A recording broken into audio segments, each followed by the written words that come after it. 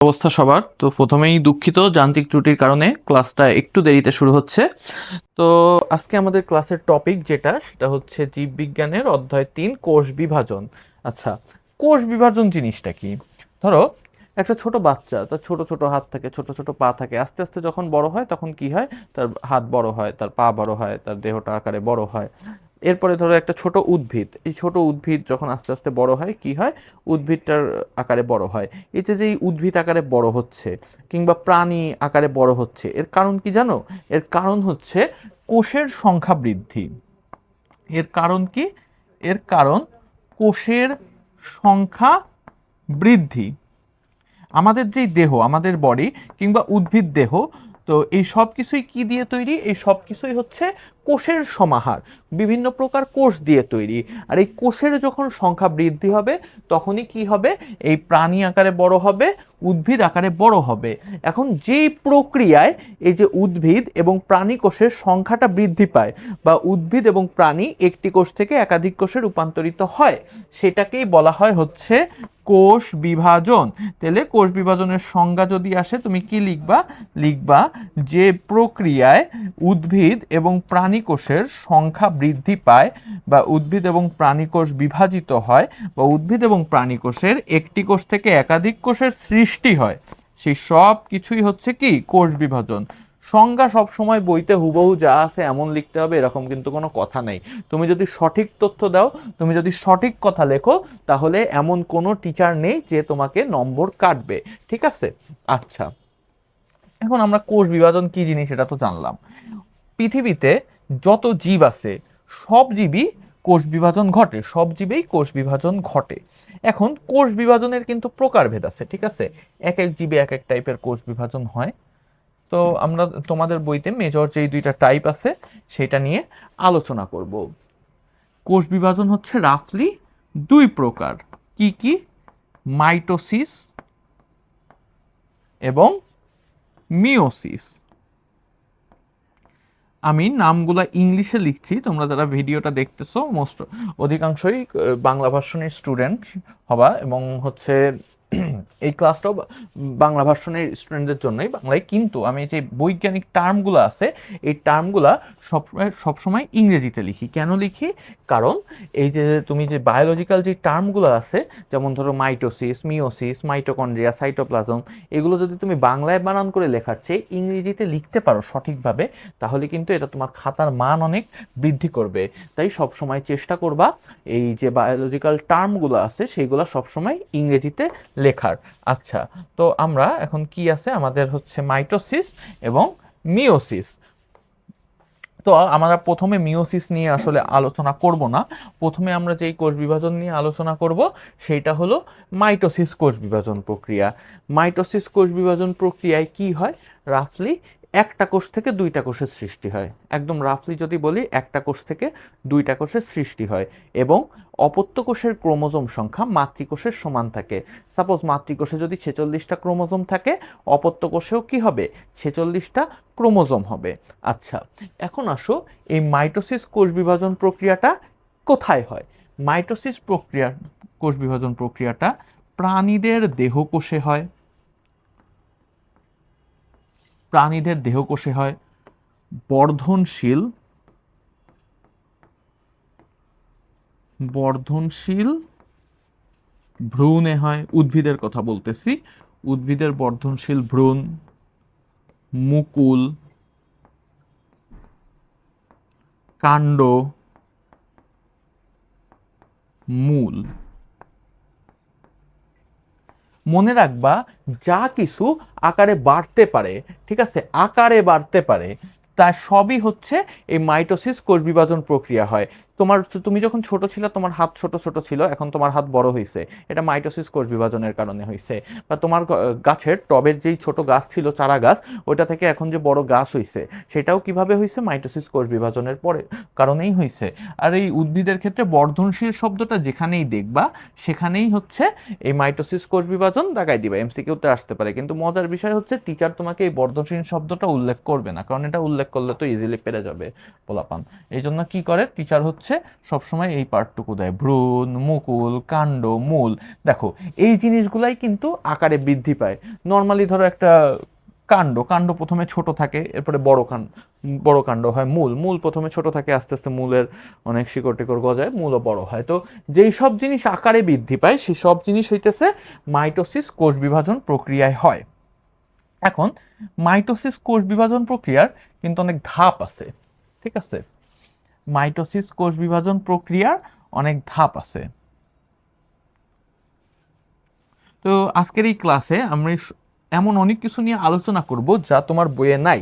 আসলে তোমাদের যে বইটা, এখানে খুব প্রিসাইজলি তথ্য দেয় নাই, এমন অনেক তথ্য দিছে যেটা বোঝাতে হলে হয়তো বইয়ের বাইরের থেকে কিছু জিনিস বলা লাগতেছে। তো এরকম কিছু তথ্য আমি তোমাদেরকে দিব যাতে তোমরা আসলে চ্যাপ্টারটা ভালো করে বুঝতে পারো। এইসব তথ্য যে তোমার অনেক বেশি জানা লাগবে, পরীক্ষায় আসবে এমন কোনো কথা না, বাট জাস্ট তোমরা জিনিসটা বুঝতে পারো, জানতে পারো, তোমরা যাতে তোমাদের যাতে কোনো কনফিউশন না থাকে, ওইটাই হচ্ছে আমাদের মূল উদ্দেশ্য। তো আসো আমাদের মাইটোসিস কোষ বিভাজন প্রক্রিয়া। মাইটোসিস, এখন মাইটোসিস কোষ বিভাজন প্রক্রিয়ার দুইটা ফেজ আছে বা দুইটা ধাপ আছে। কি কি? একটা হচ্ছে এম ফেজ, আরেকটা হচ্ছে ইন্টারফেজ।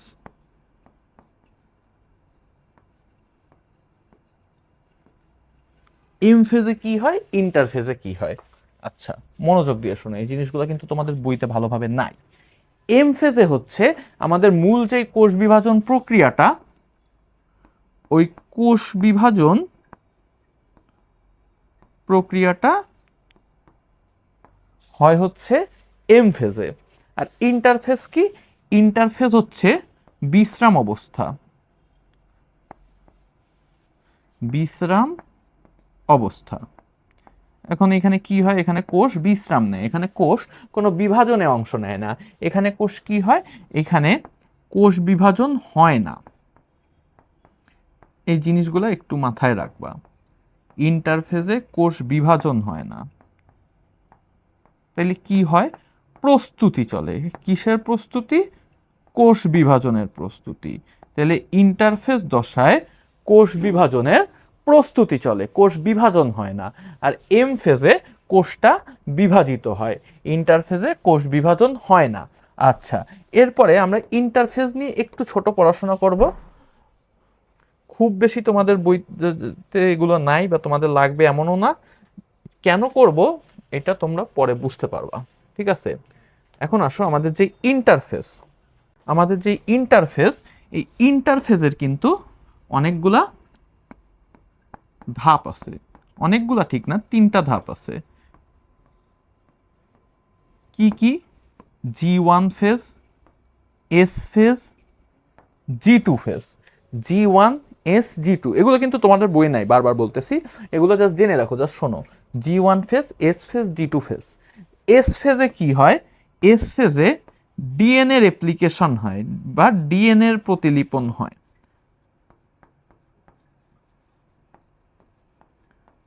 মানে আমাদের বডির যে যত বৈশিষ্ট্য আছে আমাদের দেহের বা আমাদের কোষের, এই সব কিছু নিয়ন্ত্রণ করে কে? এই সব কিছু নিয়ন্ত্রণ করে কিন্তু আমাদের ডিএনএ। তো কোষ যখন বিভাজিত হচ্ছে, ডিএনএও তো বিভাজিত হবে। এখন ডিএনএ বিভাজনের প্রক্রিয়াকে কি বলে? ডিএনএ বিভাজনের প্রক্রিয়াকে বলে ডিএনএ রেপ্লিকেশন। এখন ডিএনএ রেপ্লিকেশনটা কিন্তু কোষ বিভাজনের মধ্যে হয় না। কোষ বিভাজনের মধ্যে কি হয় আমরা পরে বলবো। ডিএনএ রেপ্লিকেশনটা হয় এই ইন্টারফেস দশার এস নামক দশায়, এস নামক দশায়। তাইলে G1 ফেজে কি হয়? G1 ফেজে হচ্ছে কোষ বিভাজনের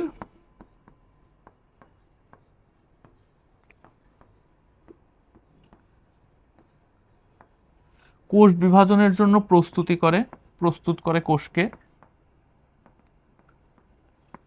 কোষ বিভাজনের জন্য প্রস্তুত করে। G1 ফেজও কোষ বিভাজনের জন্য প্রস্তুত করে, G2 ফেজও কোষ বিভাজনের জন্য প্রস্তুত করে। আর G1 ফেজের আরেকটা গুরুত্বপূর্ণ কাজ, সেটা হচ্ছে ডিএনএ রেপ্লিকেশনের কাঁচামাল প্রস্তুত করে। মানে এই যে ডিএনএ রেপ্লিকেশনটা ঠিক হবে, ডিএনএ রেপ্লিকেশনটা যে হবে, এই রেপ্লিকেশনের জন্য যা যা লাগবে তা সব কিছু কোষকে এনে দেয় কে? এই G1 দশায়। বুঝতে পারছো? তাইলে এস ফেজে কি হচ্ছে? ডিএনএ রেপ্লিকেশন হচ্ছে, ডিএনএটা বিভাজিত হচ্ছে। G1 ফেজে কি হচ্ছে? কোষ বিভাজনের জন্য কোষকে প্রস্তুত করছে এবং ডিএনএ রেপ্লিকেশনের কাঁচামাল প্রস্তুত করছে। এবার আসো G2 ফেজে কি হয়? G2 ফেজ, G2 ফেজে হচ্ছে ডিএনএ রেপ্লিকেশন তো হয়ে গেছে, এখন দেখো একটা কোষ মানে সুস্থ কোষ নাকি অসুস্থ কোষ, মানে এই কোষটার মধ্যে কি কোনো ত্রুটি আছে সেইটা যাচাই করবে কোথায়? সেইটা যাচাই করবে G2 ফেজে। কারণ ডিএনএ রেপ্লিকেশন তো একবার হয়েছে এস ফেজে, এস ফেজের পর G2 ফেজে যাবে। এখন G2 ফেজ কি করবে? কারণ এবার G2 ফেজের পরে কিন্তু এম ফেজে চলে যাবে। আমি পরে একটা চার্ট করে দেখাবো, G2 ফেজের পর কিন্তু এম ফেজে চলে যাবে। তো এম ফেজে গেলে কি হবে? এম ফেজে তো রিয়েল কোষটা বিভাজিত হবে। এখন ধরো ডিএনএ রেপ্লিকেশন করার সময় কোনো একটা ছোট্ট ধরো ডিএনএ কি হইল? ত্রুটিপূর্ণ হইল। এখন কি হলো? কোষ তো পরে G2 ফেজে কিছু হইল না, কোষ বিভাজিত হয়ে গেল। পরে কি হবে? ওই যে ত্রুটিযুক্ত ডিএনএ, কোষ তো বিভাজিত হবে, তাহলে কোষ বিভাজিত ওই ত্রুটিযুক্ত ডিএনএ থেকে কিন্তু অনেকগুলো ত্রুটিযুক্ত ডিএনএ সৃষ্টি হবে। কারণ কি? ওটা একটা কোষে ছিল, ওই একটা কোষ থেকে পরবর্তীতে অনেক কোষের সৃষ্টি হবে। তাহলে কি হবে? ওই ডিএনএটা ছড়ায় যাবে পুরো বডিতে। এবং আমি তোমাকে যেই জিনিসটা কেবল ব্যাখ্যা করলাম, এটাই হচ্ছে ক্যান্সার, যেই যার কথাটা বললাম। একটা ত্রুটিপূর্ণ ডিএনএ যা একটা কোষ থেকে পুরো বডিতে ছড়ায় যায়, পুরো কোষে ছড়ায় যায় কোষ বিভাজনের মাধ্যমে, সেটাই হলো ক্যান্সার। এটা নিয়ে সামনে আরও আলোচনা করব, বাট এই জিনিসটা যাতে না হয় সেই জন্যই আছে আমাদের G2 ফেজ। এ কি করে? ত্রুটিপূর্ণ কোষকে ত্রুটিপূর্ণ কোষকে বিতাড়িত করে দেয়, বা ত্রুটিপূর্ণ কোষকে আর এম ফেজে ঢুকতে দেয় না, বিভাজিত হতে যায় না। ত্রুটিপূর্ণ কোষকে বিতাড়িত করে দেয়। এই কাজটাই করে কে? এই কাজটাই করে হচ্ছে আমাদের G2 ফেজ। এবার দেখো জিনিসটা আসলে কিভাবে হচ্ছে।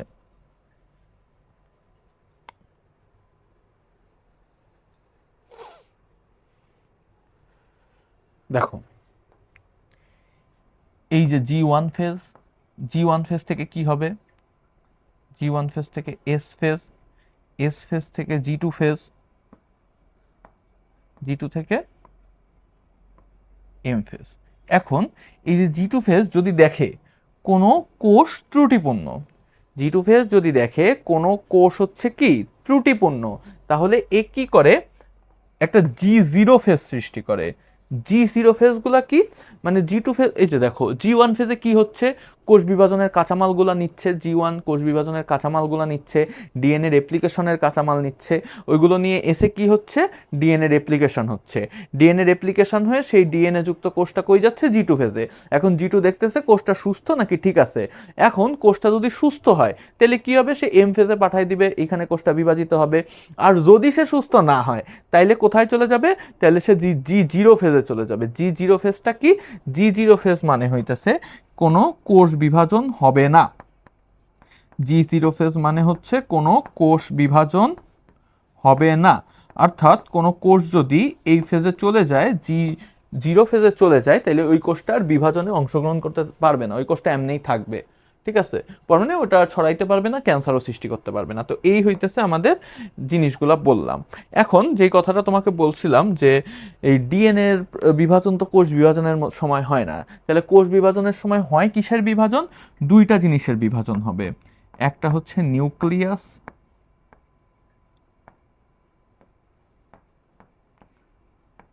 আরেকটা হচ্ছে সাইটোপ্লাজম। একটা নিউক্লিয়াস আর একটা সাইটোপ্লাজম, এই দুইটা জিনিসের বিভাজন হবে। তো নিউক্লিয়াসের যখন বিভাজন হবে, নিউক্লিয়াসের বিভাজনকে আমরা বলবো হচ্ছে ক্যারিওকাইনেসিস। নিউক্লিয়াসের বিভাজনকে আমরা বলবো ক্যারিওকাইনেসিস। আর সাইটোপ্লাজমের বিভাজনকে আমরা নাম দিব সাইটোকাইনেসিস।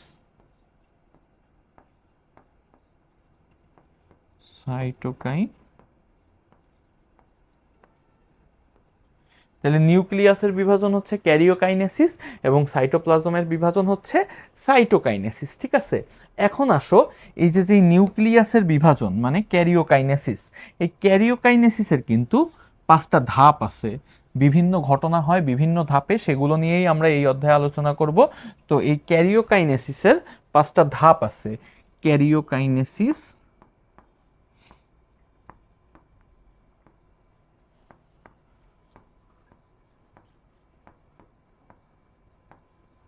এর আছে 5টা ধাপ। ধাপগুলো কি কি আসো, এই ধাপগুলো ইংরেজিতে লিখবো আমরা। মনে করো সহজ সহজ জিনিসগুলো আমরা ইংরেজিতে লিখবো, যেগুলোর বানান ছোট, যেগুলোর বানান সহজ, যেগুলো ইজিলি লেখা যায়, তোমার প্যারা হবে না ওইগুলো। তো ফার্স্টে আছে প্রোফেজ, পরে কি আছে প্রো মেটাফেজ।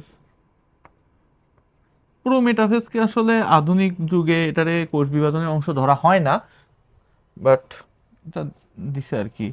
এরপরে আসো মেটাফেজ, প্রো মেটাফেজকে আর কি মেটাফেজের মধ্যেই ঢুকায় দেওয়া হয়, মেটাফেজ। এরপরে আসো অ্যানাফেজ, লাস্টে কি টেলোফেজ। আমাদের এই কোর্সে এত বিস্তারিত পড়ানোর কারণ হচ্ছে এটা আমাদের ফাউন্ডেশন কোর্স। ফাউন্ডেশন মানে কি, তোমার জীববিজ্ঞান নিয়ে যেই জ্ঞান, সেই জ্ঞানের সূচনা হবে আমাদের এই কোর্স থেকে।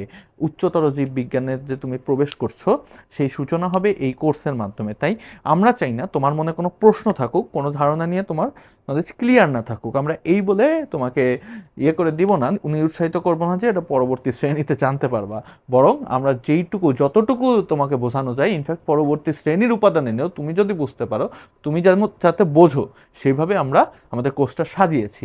এই জন্য আমরা খুবই বিস্তারিতভাবে আগাচ্ছি।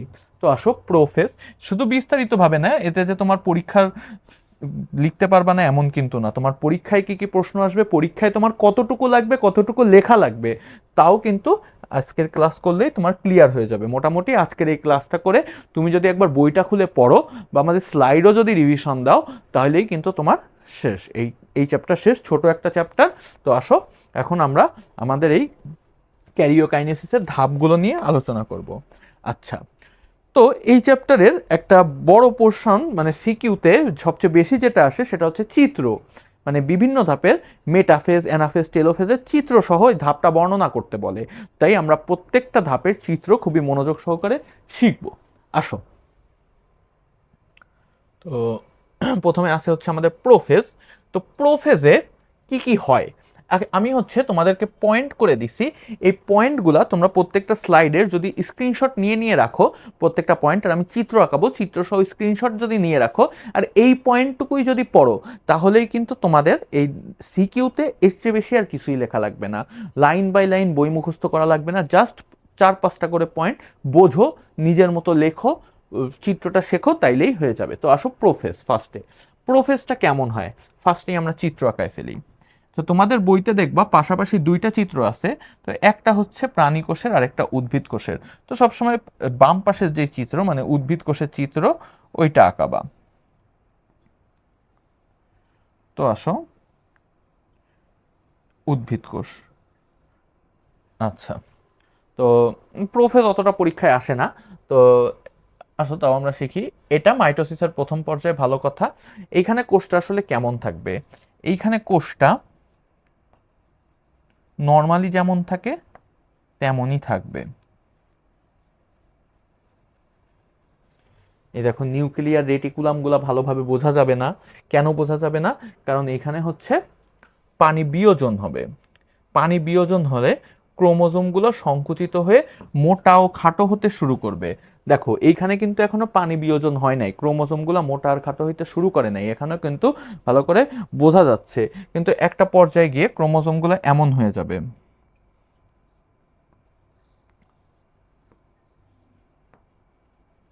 ক্রোমোজোমগুলো এমন হয়ে যাবে।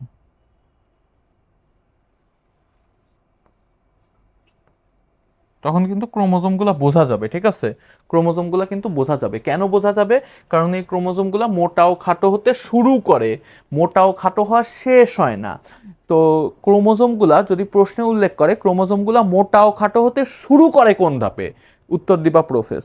কোন ধাপে মোটা ও খাটো হয়, সমাপ্ত হয়, সেটা দিবা মেটাফেজ। ঠিক আছে, আচ্ছা এরপরে আসো, সেন্ট্রোমিয়ার ব্যতীত লম্বালম্বী দুইভাবে বিভক্ত হয়ে দুইটা ক্রোমাটিড উৎপন্ন করে। আচ্ছা এই জিনিসটা কি, ঠিক আছে।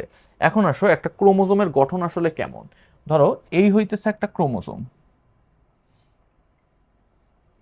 নর্মালি ধরো এরকম একটা ক্রোমোজোম, মাঝখানের এই অংশটাকে বলে সেন্ট্রোমিয়ার। ঠিক আছে, তো এই প্রোফেজ ধাপের লাস্টে গিয়ে কি হয়, এই সেন্ট্রোমিয়ার ছাড়া এটা লম্বালম্বী দুই ভাগে বিভক্ত হয়ে যায়।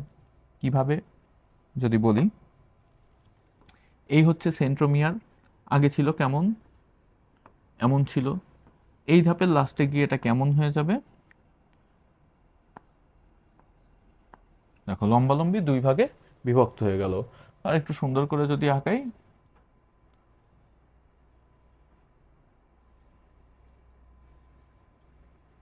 জিনিসটা দেখতে অনেকটা এমন লাগবে। ঠিক আছে,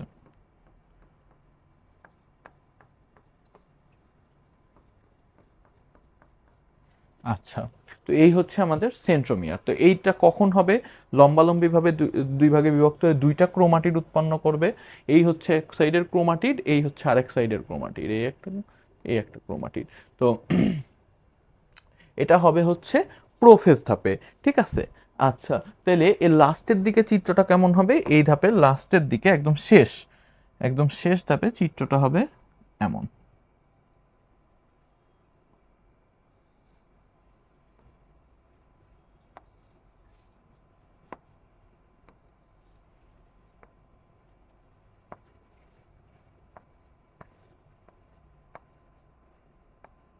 এগুলো কোনটা, ক্রোমোসোম সংকুচিত হয়ে মোটা ও খাটো হয়েছে, সেন্ট্রোমিয়ার ব্যতীত মাঝখানে লম্বালম্বী দুই ভাগে বিভক্ত হয়ে দুইটা ক্রোমাটিড উৎপন্ন করছে। আচ্ছা এরপরে আসো, আমাদের প্রোফেজ ধাপটা হয়ে গেছে। আচ্ছা একটা জিনিস মাথায় রাখবা, প্রোফেজ ধাপে হচ্ছে পানি বিয়োজন হয়, পানি বিয়োজন হয় বলে মোটা ও খাটো হয়।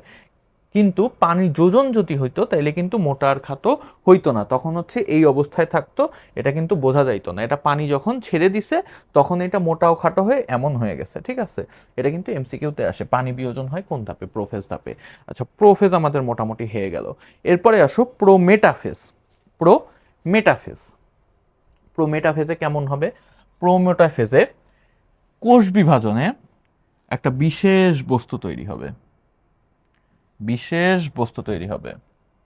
এটার নাম কি তোমরা কেউ বলতে পারবা? ওই বিশেষ বস্তুটার নাম হচ্ছে স্পিন্ডল যন্ত্র। স্পিন্ডল যন্ত্র, মাকু আকৃতির একটা বস্তু, নাম তার কি, স্পিন্ডল যন্ত্র। এটা একটু সুন্দর করে আঁকাই। যাই হোক, কোষ প্রাচীর আঁকানোর জন্য তোমার জীবনে নম্বর কাটবে না। আসলে টিচার আসলে দেখে না বায়োলজিতে যে তুমি চিত্রটা কত সুন্দর করে আঁকাচ্ছ, টিচার দেখে যে চিত্রটা তোমার ঠিক হয়েছে কিনা। ধরো কেউ একজন কোষ প্রাচীর আঁকছে, সোজা করে দাগ দিছে, তোমার দাগটা একটু বেঁকা হয়ে গেছে, এটা সমস্যা না, সমস্যা হচ্ছে তোমার চিত্র আঁকানোটা ঠিক হয়েছে কিনা, এটা হচ্ছে সমস্যা। আচ্ছা তো আসো আমরা প্রোমেটাফেজ নিয়ে আলোচনা করব। তো একদম কোষের মাঝ বরাবর একটা কি সৃষ্টি হবে, মাঝ বরাবর একটা স্পিন্ডল যন্ত্র সৃষ্টি হবে। স্পিন্ডল যন্ত্রটা কেমন, স্পিন্ডল যন্ত্রটা মাকু আকৃতির। মাকু আকৃতি মানে কি জানো, মাকু আকৃতি হচ্ছে এই আকৃতিটাকে বলে মাকু আকৃতি। এই হচ্ছে আমাদের স্পিন্ডল যন্ত্র। আচ্ছা এখন স্পিন্ডল যন্ত্রের মধ্যে কি থাকবে, স্পিন্ডল যন্ত্রের মধ্যে অনেকগুলো এরকম তন্তু থাকবে, দাগ দেখছো, তন্তু।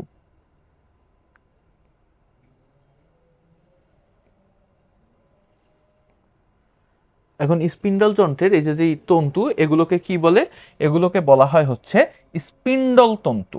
স্পিন্ডল যন্ত্রের তন্তুগুলোকে কি বলে, স্পিন্ডল যন্ত্রের তন্তুগুলোকে বলে স্পিন্ডল তন্তু। এখন স্পিন্ডল তন্তুর যেই কি দিয়ে তৈরি স্পিন্ডল তন্তুটা, স্পিন্ডল তন্তুটা হইতেছে, আমরা কোষ অঙ্গাণু পড়ার সময় বলছিলাম তোমাকে মনে আছে, মাইক্রো টিউবিউল, মাইক্রো টিউবিউল দিয়ে তৈরি। তাইলে এই যে স্পিন্ডল তন্তু, এই স্পিন্ডল তন্তুটা কি দিয়ে তৈরি? এই স্পিন্ডল তন্তুটা হইতেছে আমাদের মাইক্রোটিউবিউল দিয়ে তৈরি। আচ্ছা, এখন এই যে ধরো আমাদের স্পিন্ডল যন্ত্র, এই স্পিন্ডল যন্ত্রের দুইটা মেরু আছে। স্পিন্ডল যন্ত্রের কয়টা মেরু আছে? স্পিন্ডল যন্ত্রের দুইটা মেরু আছে দুই পাশে। এখন স্পিন্ডল যন্ত্রের যে মাঝ বরাবর যে মেরুটা, একদম মাঝখান দিয়ে যে মেরুটা, এই যে মাঝ বরাবর চলে গেছে, দেখছো?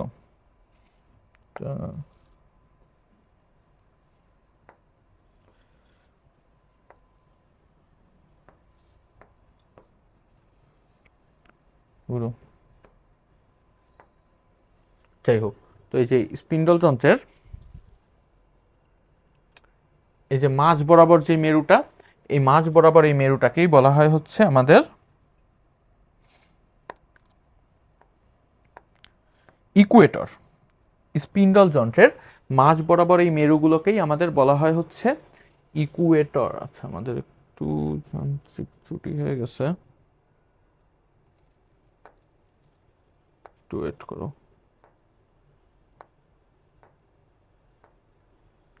আচ্ছা, আসো। তো স্পিন্ডল যন্ত্রের মাঝ বরাবর তন্তুটাকে বলা হয় ইকুয়েটর, ঠিক আছে? আচ্ছা, ইকুয়েটর। এরপরে আসো, এই যে স্পিন্ডল তন্তু,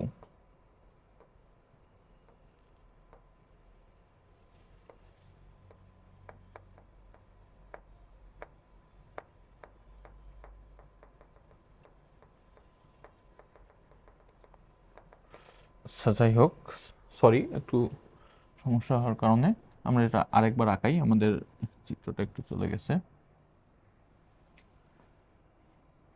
যতবার আঁকাবা ততবার রিভিশন হবে। আসো, তো ধরো এই হচ্ছে আমাদের স্পিন্ডল যন্ত্র, মাকু আকৃতির। স্পিন্ডল যন্ত্রের মধ্যে কি আছে? স্পিন্ডল তন্তু আছে। স্পিন্ডল তন্তু কি দিয়ে তৈরি? স্পিন্ডল তন্তু মাইক্রোটিউবিউল দিয়ে তৈরি। আচ্ছা, স্পিন্ডল তন্তুর দুই পাশে দুইটা মেরু আছে, মাঝখানের যে অংশটা ওইটাকে বিষুবীয় অঞ্চল বলে, দুই পাশের যে দুই মেরু ওইটাকে মেরু অঞ্চল বলে। ধরো আমরা যদি মাঝখান দিয়ে একটা দাগ দিই, এই মাঝখানের যে অঞ্চলটা এটা হচ্ছে আমাদের বিষুবীয় অঞ্চল। কি অঞ্চল? বিষুবীয় অঞ্চল। আর যে দুই পাশের যে অঞ্চল এটা হচ্ছে আমাদের মেরু অঞ্চল। এইটাও মেরু অঞ্চল,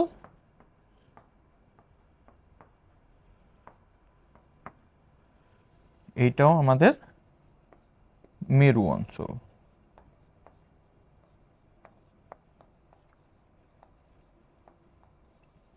আচ্ছা, তো দুই পাশে দুইটা মেরু অঞ্চল গেল। এখন এই যে তন্তুগুলো আছে, এই তন্তুগুলোর গায়ে কি লেগে থাকবে জানো? এই তন্তুগুলোর গায়ে সেন্ট্রোমিয়ার লেগে থাকবে।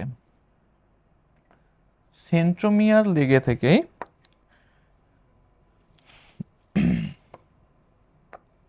সেন্ট্রোমিয়ার লেগে থাকার মাধ্যমে কোষে ক্রোমোজোমগুলা থাকবে। এই দেখো সেন্ট্রোমিয়ার লেগে আছে না?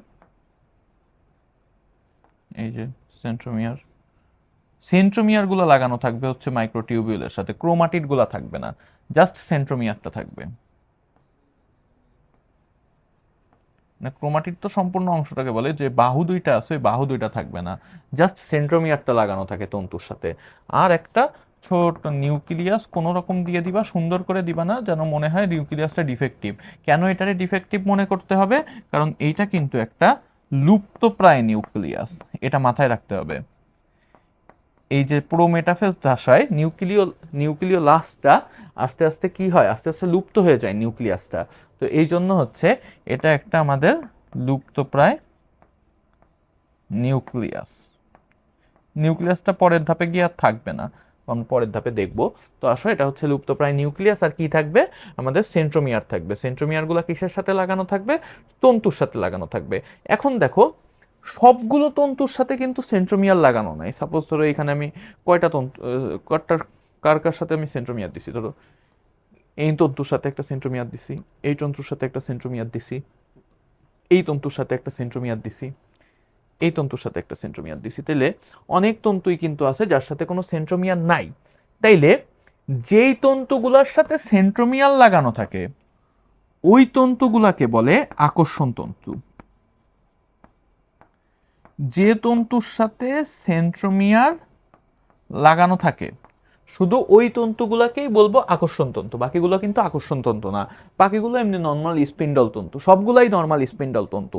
কিন্তু যেসব স্পিন্ডল তন্তুর সাথে সেন্ট্রোমিয়ার লাগানো থাকবে সেগুলো হচ্ছে আকর্ষণ তন্তু, অথবা এদের ক্রোমোজোমাল তন্তুও বলা হয়, কারণ এর ক্রোমোজোম লেগে থাকে তাই ক্রোমোজোমাল তন্তুও বলা হয়। তাইলে এই ধাপে আমরা ইম্পর্টেন্ট কি কি জানতে পারলাম? কি তৈরি হয়? স্পিন্ডল যন্ত্র তৈরি হয়। স্পিন্ডল যন্ত্রে কি থাকে? স্পিন্ডল তন্তু থাকে। স্পিন্ডল তন্তুগুলো কি দিয়ে তৈরি? কোষ কঙ্কালের মাইক্রোটিউবিউল দিয়ে তৈরি। এখন স্পিন্ডল তন্তু যেগুলোর সাথে সেন্ট্রোমিয়ার লাগানো থাকে সেগুলোকে কি বলে? আকর্ষণ তন্তু। সেগুলোকে বলে আকর্ষণ তন্তু, অথবা এগুলোর সাথে ক্রোমোজোম লাগানো থাকে তাই ক্রোমোজোমাল তন্তুও বলা হয়। আচ্ছা ঠিক আছে, এরপরে আসো অ্যাস্টার রে। এটা আমরা উদ্ভিদ কোষের ক্ষেত্রে দেখাইছি, কিন্তু প্রাণী কোষের ক্ষেত্রে এখানে একটা বিশেষ জিনিস হয়, সেটা হইতেছে কোষের দুই পাশে, প্রাণী কোষের ক্ষেত্রে কোষের দুই পাশে সেন্ট্রিওল চলে যায়। এই সাইডে একটা সেন্ট্রিওল আর এই সাইডে একটা সেন্ট্রিওল। তো দুই পাশ থেকে সেন্ট্রিওল কিছু বিকিরণ করে, কিছু রশ্মি বিকিরণ করে। এইখানেও কিছু রশ্মি বিকিরণ করবে, এই সাইডেও কিছু রশ্মি বিকিরণ করবে। তো এই রশ্মিগুলোকেই বলা হয় অ্যাস্টার রে। সেন্ট্রিওল প্রাণীকোষ বিভাজনের সময় প্রোমেটাফেজ দশায় সেন্ট্রিওল স্পিন্ডল যন্ত্রের দুই মেরুতে গিয়ে কিছু রশ্মি বিকিরণ করবে, যার কারণে এই স্পিন্ডল তন্ত্রটা সৃষ্টি হবে। তো এই রশ্মি অ্যাস্টার রে বলে এই রশ্মিগুলোকে। এই অ্যাস্টার রে তৈরি হওয়ার কারণেই স্পিন্ডল যন্ত্রটা সৃষ্টি হয়। তাহলে অ্যাস্টার রে কে তৈরি করে? আমাদের প্রাণী কোষে তৈরি হয়, এটা উদ্ভিদ কোষে তৈরি হয় না। কেন হয় না? কারণ প্রাণী কোষ ছাড়া উদ্ভিদ কোষে সেন্ট্রিওল থাকে না। সেন্ট্রিওল তৈরি করে, সেন্ট্রিওল অ্যাস্টার রে তৈরি করে। আচ্ছা, তাহলে প্রোমেটাফেজ দশা মোটামুটি ক্লিয়ার। ওকে, এরপরে আসো সবচেয়ে ইম্পর্টেন্ট পার্ট। যত স্টার দিব তত কম হবে, কারণ সবচেয়ে বেশি প্রশ্ন আসে এই মেটাফেজ থেকে এবং এর পরের অ্যানাফেজ থেকে। সিকিউতে সবচেয়ে বেশি প্রশ্ন আসে মেটাফেজ থেকে আর অ্যানাফেজ থেকে। তো এই দুইটা সিকিউ এর জন্য সবচেয়ে বেশি ইম্পর্টেন্ট। তো আসো আমরা শুরু করি। তো মেটাফেজের সেন্ট্রোমিয়ার বিষুবীয় অঞ্চলে বাহু দুটি মেরুমুখী, এর দ্বারা আসলে কি বুঝাইলাম? আসো আমরা চিত্রটা দেখি।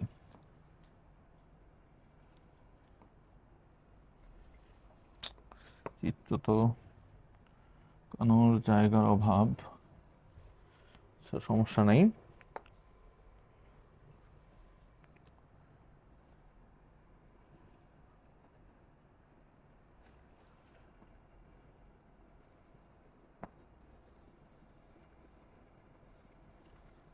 এই ধরো আমাদের কোষ।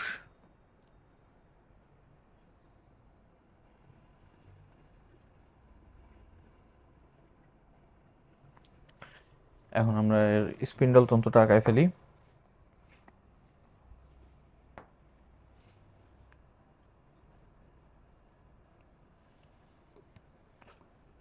মেটাফেজ দশায় স্পিন্ডল তন্তুটা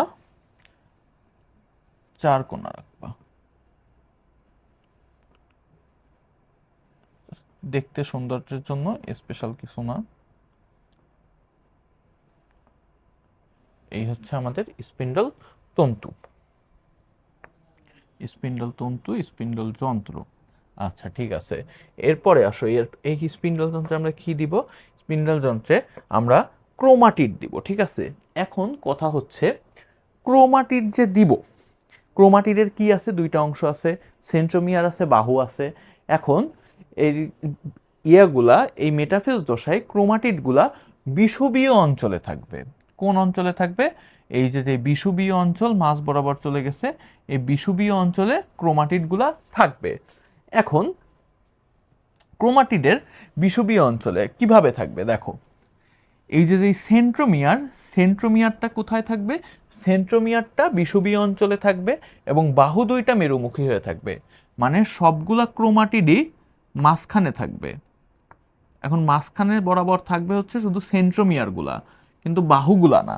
বাহুগুলো কিভাবে থাকবে? বাহুগুলো থাকবে হচ্ছে মেরু দিকে, মানে মাঝখানে থাকলে তো এভাবেই থাকতে হবে, তাই না? বাহুগুলো থাকবে মেরুর দিকে, সেন্ট্রোমিয়ারটা থাকবে মাঝখানে। বাহুগুলো থাকবে মেরুর দিকে এবং সেন্ট্রোমিয়ারটা আমাদের থাকবে কোথায়? মাঝখানে। আচ্ছা ঠিক আছে, ভালো কথা। তাহলে এইটুক আঁকলেই মোটামুটি আমাদের হয়ে যাবে, মেটাফেজ দশার চিত্রটা হয়ে যাবে। খুবই ইজি, ঠিক আছে, কঠিন কিন্তু না, বাট ইম্পর্টেন্ট। আচ্ছা, তাহলে বুঝলা সেন্ট্রোমিয়ার বিষুবীয় অঞ্চলে থাকে, বাহু দুইটা মেরুমুখী হয়ে থাকে, সর্বাধিক মোটা ও খাটো হয়। এইটা খুবই ইম্পর্টেন্ট পয়েন্ট, আমি তোমাকে শুরুতেই বলছি।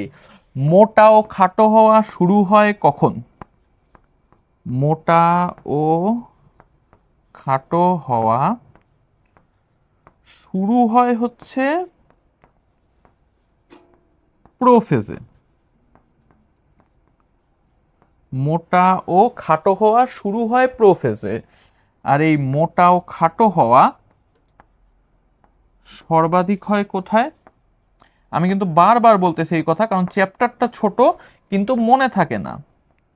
মনে থাকে না কেন? সব কিছু গোলায় যায়। তুমি এখন প্রোফেস পড়তেছো, মেটাফেস পড়তেছো, আলাদা আলাদা ভাবে কিছু মনে হচ্ছে না। যখন সব একসাথে পড়তে যাবা তখন দেখবা সব গুলাই যাচ্ছে, ভুলে যাচ্ছ। এর থেকে উত্তরণের উপায় কি? এর থেকে উত্তরণের উপায় হচ্ছে বারবার রিভাইশন দেওয়া, বারবার পড়া। আচ্ছা, বায়োলজি কঠিন জিনিস, কিন্তু তুমি যদি বারবার পড়ো তাইলে আর কঠিন লাগবে না। তো এই হচ্ছে মোটাও খাটো হওয়া শুরু হয় হচ্ছে প্রোফেজে, মোটাও খাটো সর্বাধিক হয় হচ্ছে মেটাফেজে। এটা মাথায় রাখবা। তাহলে এই আরেকটা পয়েন্ট। এরপরে আসো, ক্রোমাটিড দুইটা বিচ্ছিন্ন হতে শুরু করে, সেন্ট্রোমিয়ারের বিভাজন শুরু হয়। তো এই যে মেটাফেজ ধাপ, এই মেটাফেজ ধাপে একটা খুবই মজার কাজ হয়। এরা নিজেদের মধ্যে ঝগড়াঝাটি শুরু করে এই ক্রোমাটিডগুলা, যার ফলে দেখাই, সাপোজ ধরো এই একটা ক্রোমাটিড,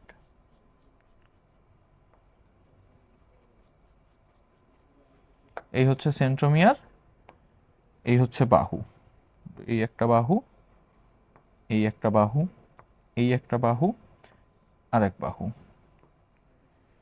একটু ইয়ে করে আঁকাই,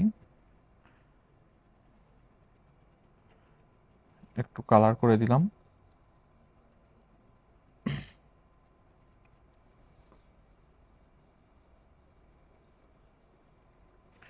এখন এখানে যে কাজটা হবে সেটা হচ্ছে ক্রোমাটিডটা দুই ভাগে ভাগ হয়ে যাবে। এই ক্রোমোজোমের ক্রোমাটিড দুই ভাগে ভাগ হয়ে যাবে। কিভাবে হবে? এই যে মাঝখানে যে আমাদের সেন্ট্রোমিয়ার ছিল না, এই সেন্ট্রোমিয়ারটা মাঝখান বরাবর বিভাজিত হবে। ধরো এই দুই বাহু আর এই দুই বাহু, এই দুইজনের সাথে ঝগড়া শুরু করে দিবে, বুঝছো? ঝগড়া শুরু করে দিলে কি হবে? এরা আর একসাথে থাকতে চাবে না, একই সেন্ট্রোমিয়ারের সাথে থাকতে চাবে না। তখন এরা কি করবে? এই সেন্ট্রোমিয়ারটা মাঝখান দিয়ে ভাগ করে দুইজন দুই অংশে দুইটা সেন্ট্রোমিয়ারের অংশ নিয়ে নেবে। জিনিসটা হচ্ছে এমন হবে, খানিকটা দেখো, এইভাবে সেন্ট্রোমিয়ারটা মাঝ বরাবর বিভক্ত হয়ে যাবে, সেন্ট্রোমিয়ারটা মাঝ বরাবর বিভক্ত হয়ে যাবে। তাহলে এইখানে একটা অংশ সৃষ্টি হইলো ক্রোমাটিড, এই পাশে আরেকটা অংশ সৃষ্টি হইলো ক্রোমাটিড, দুইটা দুইটা বাহু করে। দেখছো? তাহলে এই কাহিনীটাই হবে হচ্ছে আমাদের এই মেটাফেজ দশায়। বুঝতে পারছো? এই মেটাফেজ দশায় আমাদের এই কাহিনীটা হবে। আচ্ছা, আর কি হবে? আর হচ্ছে আমাদের নিউক্লিয়ার মেমব্রেন আর নিউক্লিওলাস সম্পূর্ণরূপে বিভাজিত হয়ে যাবে। নিউক্লিয়ার মেমব্রেন আর নিউক্লিওলাস সম্পূর্ণরূপে বিলুপ্ত হয়ে যাবে। দেখো, আমি যখন তোমাদেরকে প্রো মেটাফেজের চিত্র আঁকছিলাম তখন এখানে কি লিখছিলাম? লুপ্তপ্রায় নিউক্লিওলাস, লুপ্তপ্রায় নিউক্লিওলাস। কিন্তু যখন হচ্ছে আমরা মেটাফেজে আসছি তখন এটা কি হয়েছে? বিলুপ্তি হয়ে গেছে। তাইলে এখন তোমাদের যদি প্রশ্ন আসে যে বিলুপ্ত হওয়া শুরু হয় কোন ধাপে, বিলুপ্ত হওয়া শুরু হয় যখন প্রশ্ন করবে যে নিউক্লিওলাসের বিলুপ্তি শুরু হয় কোন ধাপে,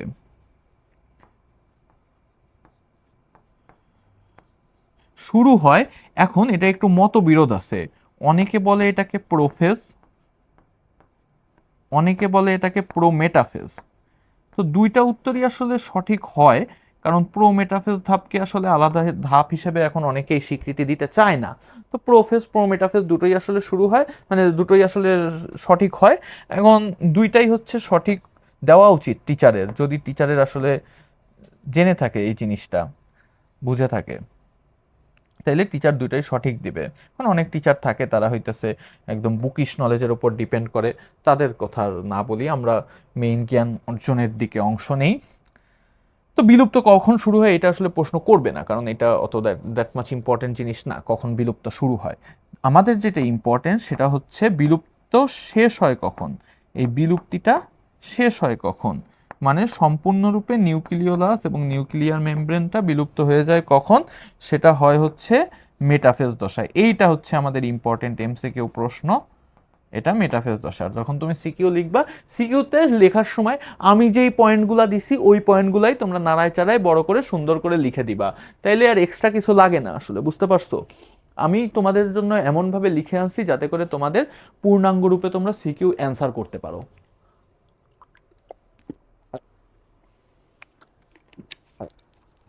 আচ্ছা, তো আমাদের বিলুপ্ত শেষ হয় হচ্ছে এই মেটাফেজ দশায়। ভালো কথা, তাহলে মেটাফেজ শেষ হয়ে গেল আমাদের। এখন আসো আমাদের এই অ্যানাফেজ। অ্যানাফেজকে একটা চলনশীল দশা নাম দেওয়া হয়েছে। কি নাম দেওয়া হয়েছে? চলনশীল দশা। এখন চলনশীল দশা কেন নাম দেওয়া হয়েছে সেটাই এখন আমরা আলোচনা করব, ঠিক আছে? আসো শুরু করি। ধরো এই হচ্ছে আবার আমরা কোষ আঁকলাম।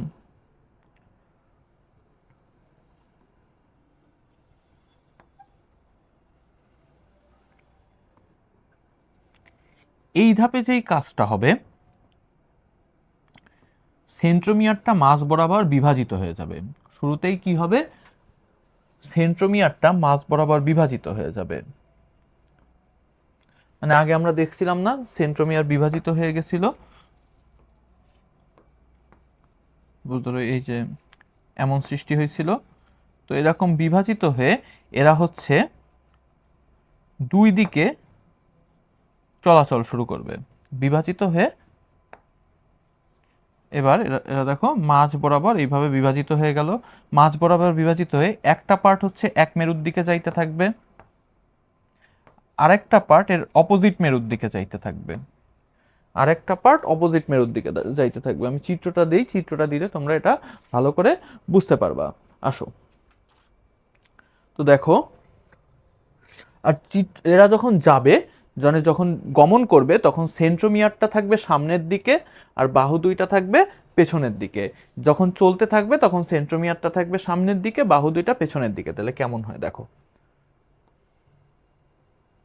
আমরা সেন্ট্রোমিয়ার রাখতেছি। আগে বাহুগুলো আঁকলে ভালো হয় না? তাহলে তাহলে পরে বাহু আঁকলে সেন্ট্রোমিয়ারের কালারটা উঠে যায়। আসো আমরা আগে বাহুগুলো আঁকাই। দেখো বাহুগুলো এটা, এখন আমরা যেগুলো আঁকাচ্ছি সেগুলো হচ্ছে এই মেরুর দিকে যাচ্ছে, এরপরে আমরা যেগুলো আঁকাবো সেগুলো এই মেরুর দিকে যাবে। তো দেখো, সরি,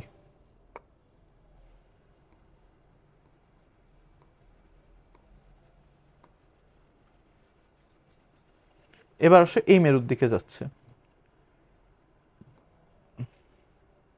বাহুগুলা পেছনে থাকবে, সেন্ট্রোমিয়ারগুলা সামনে থাকবে। বাহুগুলা পেছনে থাকবে, সেন্ট্রোমিয়ারগুলা সামনে থাকবে।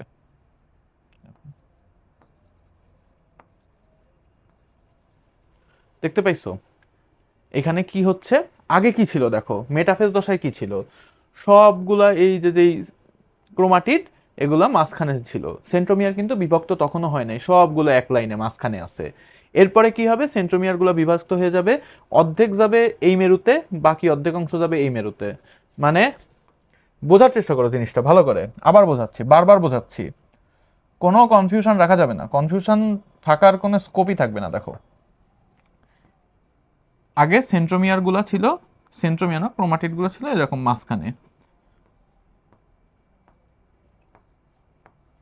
তো এইদিকে একটা মেরু, এইদিকে একটা মেরু। তাহলে এবার কি হবে? মাঝ বরাবর বিভক্ত হয়ে যাবে। এটা একটা আলাদা অংশ সৃষ্টি হবে, আলাদা অংশ সৃষ্টি হয়ে যাবে, নিচের দুইটা আলাদা অংশ, একটা আলাদা অংশ। তাইলে একটা অংশ যাওয়া শুরু করবে এক মেরুতে, ধরো উপরের দিকে, আর একটা অংশ যাওয়া শুরু করবে আরেক মেরুতে নিচের দিকে। বুঝতে পারছো? এবং যখন এই মেরুমুখী গমনটা হবে, মানে আগে ছিল সবাই মাঝখানে, এখন হচ্ছে মেরুর দিকে চলে যাবে।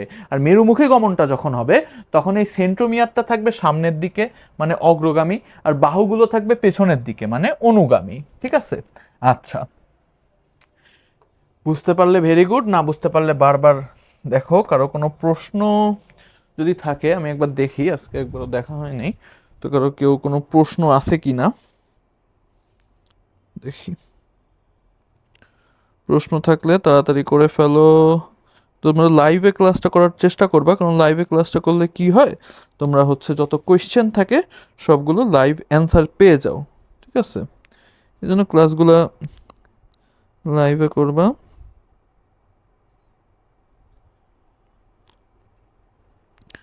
কারো কোনো প্রশ্ন কি নাই?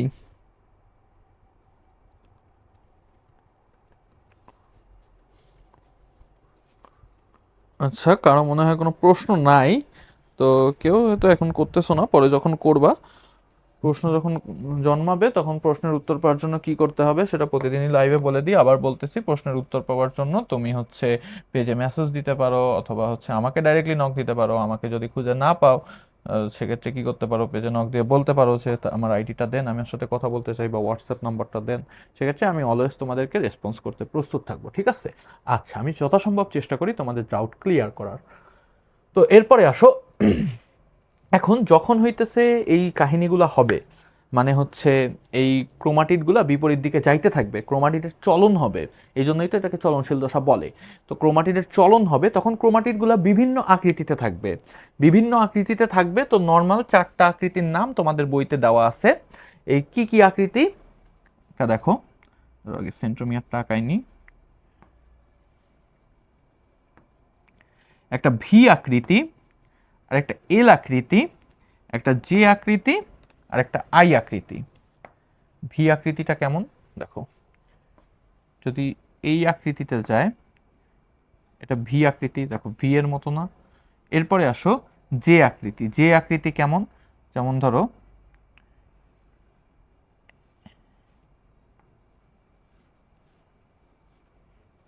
এটা হচ্ছে জে আকৃতি। এবার আসো এল আকৃতি। এল আকৃতি মানে কি, ধরো একটা বাহু থাকবে বড় আর একটা বাহু থাকবে ছোট, এটা হচ্ছে এল আকৃতি। ভি আকৃতি কি ছিল, দুইটা বাহু সেম ছিল। এল আকৃতি কি ছিল, একটা বাহু বড় একটা বাহু ছোট। যে আকৃতিতে কি আছে, যে আকৃতিতে ধরো এরকম একটা বাহু লম্বা আর একটা বাহু একটু বেঁকানো, এরকম। ভি গেল, এল গেল। এরপরে আসো ভি এল জে আই আকৃতি। আই আকৃতিতে কেমন থাকবে, একদম সোজা লম্বা থাকবে। আই আকৃতিতে একদম সোজা লম্বা থাকবে। তাহলে ভি এল জে এবং আই আকৃতি। এখন এই আকৃতি অনুযায়ী এগুলোর কিন্তু আলাদা আলাদা নাম আছে। আকৃতি অনুযায়ী এদের আলাদা আলাদা নাম আছে। তাহলে এদের আলাদা আলাদা নাম কি কি? যখন ভি আকৃতি হবে তখন এর নাম হবে মেটাসেন্ট্রিক। ভি আকৃতি মানে হচ্ছে মেটাসেন্ট্রিক। মেটাসেন্ট্রিক মানে কি, সেন্ট্রোমিয়ারটা কেন্দ্রে থাকে। এই দেখো, ভি আকৃতি যখন হয় তখন দুই বাহুর আকৃতিটা সমান না, মানে কি, সেন্ট্রোমিয়ারটা কেন্দ্রে থাকে, সেন্ট্রোমিয়ারটা কেন্দ্রে থাকে। আর হচ্ছে একটু ইয়ে করে দিই, একদম কমাই দিই আর একটু, তাহলে আরো ভালোভাবে বোঝা যাবে। আচ্ছা, তো ভি আকৃতিতে সেন্ট্রোমিয়ারটা কেন্দ্রে থাকে, তাই এটা মেটাসেন্ট্রিক। সেন্ট্রিক মানে কেন্দ্র, মেটাসেন্ট্রিক। যে যখন হবে তখন সেন্ট্রোমিয়ারটা কেন্দ্র থেকে আরেকটু সরে আসবে, অল্প একটু সরবে, বেশি সরবে না, অল্প একটু সরবে, অল্প একটু সরবে কেন্দ্র থেকে। সরি, আমি একটু বেশি সরাই ফেলছি। অল্প একটু সরবে মানে দেখে ভালোভাবে বোঝা যাবে না যে সে কেন্দ্রে নাই, অল্প একটু সরবে। তো তখন এটাকে নাম দিব আমরা সাবমেটাসেন্ট্রিক। কি নাম দিব? Sub metacentric. আচ্ছা, সাবমেটাসেন্ট্রিক। তাইলে যখন কেন্দ্রে থাকবে, ভি আকৃতির হবে, তখন তার নাম মেটাসেন্ট্রিক। যখন কেন্দ্র থেকে একটু সরে আসবে দেখো এটা হচ্ছে ধরো কেন্দ্র, কেন্দ্র থেকে একটু সরে গেছে সেন্ট্রোমিয়ারটা, তখন এটা হচ্ছে সাবমেটাসেন্ট্রিক। সাব মানে একটু, আর সেন্ট্রিক মানে কেন্দ্রে, তাহলে একটু কেন্দ্রে থেকে একটু সরছে, সাবমেটাসেন্ট্রিক। আর অ্যাক্রোসেন্ট্রিক মানে কি, কেন্দ্র থেকে একটু বেশি সরে আসছে, প্রান্তের কাছাকাছি আসে। কেন্দ্র থেকে, সাপোজ এটা যদি হয় কেন্দ্র, কেন্দ্র থেকে বেশি সরে আসছে, প্রান্তের কাছাকাছি আছে, এটা হচ্ছে অ্যাক্রোসেন্ট্রিক। অ্যাক্রোসেন্ট্রিক এগুলো কিন্তু এমসিকিউর জন্য অনেক ইম্পর্টেন্ট, সো মনোযোগ দিয়ে শুনতে হবে। এমসিকিউতে আসলে তোমাদের এত কিছু লাগবে না, এমসিকিউতে লাগবে যে কোন আকৃতি কি, ভি কে কি বলা হয়, এল কে কি বলা হয়, জে কে কি বলা হয়, মেটাসেন্ট্রিক, সাবমেটাসেন্ট্রিক, অ্যাক্রোসেন্ট্রিক, টেলোসেন্ট্রিক। তাইলে এটা হচ্ছে অ্যাক্রোসেন্ট্রিক, ঠিক আছে, এল আকৃতির। এরপর আসো V L J I metacentric. আচ্ছা আমাদের একটু ভুল হয়েছে, যে আকৃতিটা হচ্ছে অ্যাক্রোসেন্ট্রিক, এল আকৃতিটা সাবমেটাসেন্ট্রিক। মানে এল আকৃতিটা যখন হবে তখন হচ্ছে সে কেন্দ্র থেকে একটু সরবে, এই জন্য হচ্ছে একটা বাহু ছোট হয় আর একটা বাহু বড় হয়।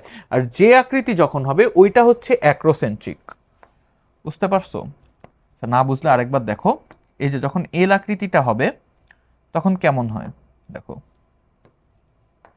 একটা বাহু বড়, অনেক বড়, আরেকটা বাহু ছোট, বেশি ছোট না, এলের মতো। এলটা দেখতে কেমন দেখো তো, একটা বাহু এত বড়, আরেকটা বাহু আরেকটুকু। কিন্তু যে দেখতে কেমন দেখো, একটা বাহু এত বড়, আরেকটা বাহু এতটুকু। তাহলে কি বাহুদ্বয়ের যে অনুপাত এটা এখানে বেশি না, কারণ একটা বাহু মানে যেতে বেশি, কারণ একটা বাহু অনেক বড় আর একটা বাহু একদম ছোট। আর এলে কি অনুপাতটা কম, কারণ দুইটা বাহুর মধ্যে আসলে খুব বেশি ডিফারেন্স নাই। এই জন্য এই এলটা হইতেছে সাবমেটাসেন্ট্রিক আর যেটা হইতেছে অ্যাক্রোসেন্ট্রিক। একটু ভুল হইছে, সরি ফর দ্যাট। এখন তো বুঝতে পারছো। যাই হোক, তো মেটাসেন্ট্রিক, সাবমেটাসেন্ট্রিক, অ্যাক্রোসেন্ট্রিক। এবার আসো টেলোসেন্ট্রিক। টেলোসেন্ট্রিক কি, টেলোসেন্ট্রিক মানে কি, টেইলে থাকবে, ঠিক আছে, টেইলে। মানে ধরো এই যদি হয় একটা ক্রোমাটিড, তার একদম টেইল, একদম প্রান্তে থাকবে সেন্ট্রোমিয়ারটা, ঠিক আছে, একদম প্রান্তে। এটাই হইতেছে আমাদের টেলোসেন্ট্রিক। আরেক পাশে খুব বেশি থাকবেই না, থাকলেও অনেক কম, ওটারে আমরা নগণ্য হিসেবে ধরবোই না। তো মনে হবে যে সেন্ট্রোমিয়ার দিয়েই শেষ ক্রোমাটি, একটা বাহু, এরকম মনে হবে। তো এটাই হইতেছে আমাদের টেলোসেন্ট্রিক।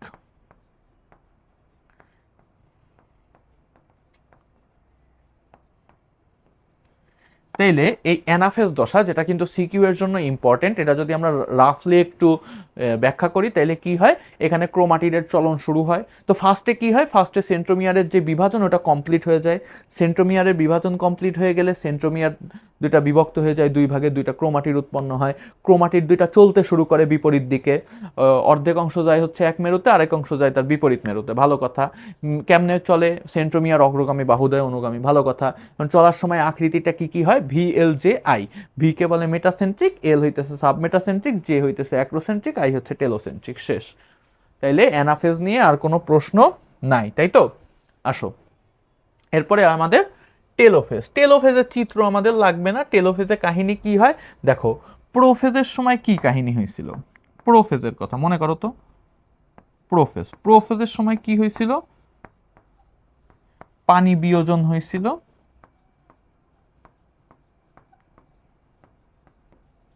পানি বিয়োজন হয়েছিল। আর যেই ক্রোমোজোমগুলো ছিল ওটা মোটা ও খাটো হতে শুরু করে, মোটা ও খাটো হতে শুরু করছিল। বাট এইখানে হবে হচ্ছে উল্টো জিনিস, এইখানে পানি যোজন হবে। টেলোফেজে কি হবে, টেলোফেজে পানি যোজন হবে, টেলোফেজে পানি যোজন হবে। আর এই যে যেই ইয়াতে বিপরীত ঘটনা আছে প্রোফেজে, সেগুলো ঘটতে থাকবে। যেমন এখানে মোটাও খাটো হয়েছিল, এখানে এরা হচ্ছে কুণ্ডলিত পাকাবে, সংকুচিত হয়ে কুণ্ডলি পাকায় ফেলবে। আগের মতো ক্রোমাটিন তন্তু যেভাবে থাকতো ওই রকম হয়ে যাবে, আলাদাভাবে আর বোঝা যাবে না আর কি। এই কাজগুলো হবে কোথায়, এই কাজগুলো টেলোফেজ। টেলোফেজ অত ইম্পর্টেন্ট না। তো টেলোফেজের ইম্পর্টেন্ট যে একটা গুরুত্ব, সেটা হচ্ছে সাইটোকাইনেসিসের সূচনা হয় এই টেলোফেজ দশায়। মানে কোষ প্লেট বা কোষ প্রাচীর সৃষ্টি হওয়া, এই সব কিছু সূচনা হয় এই টেলোফেজ দশায়। কোষ প্রাচীর সৃষ্টি হতে বা কোষ প্লেট যাই বলো, সৃষ্টি হতে শুরু করে, সৃষ্টি হতে শুরু করে। আচ্ছা, তো এখন কোষ প্রাচীর যে সৃষ্টি হয়, এই কোষ প্রাচীর সৃষ্টি হওয়ার মাধ্যমেই আমাদের আরেকটা প্রক্রিয়া শুরু হয়ে যায়, সেটা হচ্ছে সাইটোকাইনেসিস। Cytokinesis, cytokinesis. দেখো টেলোফেজ ধাপে জিনিসটা কেমন হয়। ক্রোমাটিড দুইটা দুই পাশে চলে যায়, এই যে ধরো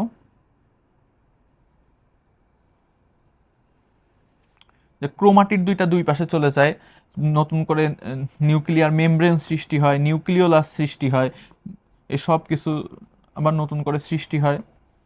এখন দুই পাশে দুইটা নিউক্লিয়াস তৈরি হয়ে যায়, মানে আমাদের ক্যারিওকাইনেসিসটা শেষ হয়। আগে আমাদের কি ছিল, একটা নিউক্লিয়াস। একদম প্রোফেজ দশার আমাদের চিত্রটা যদি দেখি, দেখো প্রোফেজ দশায় আমাদের চিত্রে ছিল হচ্ছে প্রোফেজ কই, দেখো একটা নিউক্লিয়াস, সেখান দিয়ে মেটাফেজ দশায়, মেটাফেজ না টেলোফেজ দশায় আমাদের কি সৃষ্টি হয়ে গেছে, টেলোফেজ দশায় আমাদের সৃষ্টি হয়ে গেছে হচ্ছে দুইটা নিউক্লিয়াস, দুই পাশে দুইটা নিউক্লিয়াস। ভালো কথা। এখন দুই পাশে দুইটা নিউক্লিয়াস তো সৃষ্টি হলো, কিন্তু একই কোষে তো ধরো দুইটা নিউক্লিয়াস থাকাটা স্বাভাবিক না। দুইটা নিউক্লিয়াস কি থাকা স্বাভাবিক না, আমাদের তো দুইটা কোষ সৃষ্টি করতে হবে। তাইলে কি হবে, এই যে মাঝখান দিয়ে cellulose, hemicellulose, lignin, pectin, suberin এগুলো খরিত হইতে শুরু করে। Cellulose, hemicellulose, lignin, pectin, suberin এগুলো খরিত হইতে শুরু করে, এবং টেলোফেজ পর্যায়ে শেষ হলে এগুলো আস্তে আস্তে শক্ত হয়। শক্ত হয়ে কি তৈরি করে, শক্ত হয়ে কোষ প্রাচীর তৈরি করে ফেলে। তাইলে কোষ প্রাচীর তৈরি করে ফেললে কি হবে, এই যে সাইটোপ্লাজমটা আছে, এই সাইটোপ্লাজমটা বিভাজিত হয়ে যায়। মানে দুই সাইডের সাইটোপ্লাজমের মাঝখানে যদি একটা বাঁধ দিয়ে দেয়, তাহলে কিন্তু এটা সাইটোপ্লাজম দুইটা আলাদা হয়ে যাবে। তখন এইটা হয়ে যাবে একটা কমপ্লিট কোষ, আর এইটা হয়ে যাবে একটা কমপ্লিট কোষ। আর এই যে যেই সাইটোপ্লাজমটা আলাদা হয়ে যায়, মাঝখান দিয়ে কোষ প্রাচীর বা কোষ প্লেট সৃষ্টি হয়, এই প্রক্রিয়াটাকেই বলা হয় সাইটোকাইনেসিস। আর এর মাধ্যমেই আমাদের মাইটোসিস, কোষ বিভাজন প্রক্রিয়াটা শেষ হয়। তাইলে এই চ্যাপ্টারের মেইন যেই আমাদের বিষয় মাইটোসিস, কোষ বিভাজন প্রক্রিয়া, সেটা আশা করা যায় তোমরা সবাই বুঝতে পারছো। কারো কোনো সমস্যা আশা করি নাই। তো এর মধ্যে সবচেয়ে ইম্পর্টেন্ট যেটা বলছি মেটাফেজ, অ্যানাফেজ। আর একটা ইম্পর্টেন্ট প্রশ্ন, এরপরে আসো মাইটোসিসের গুরুত্ব। মাইটোসিস আসলে কি করে, মাইটোসিসের গুরুত্ব, মিওসিসের গুরুত্ব দুটোই আসলে ইম্পর্টেন্ট।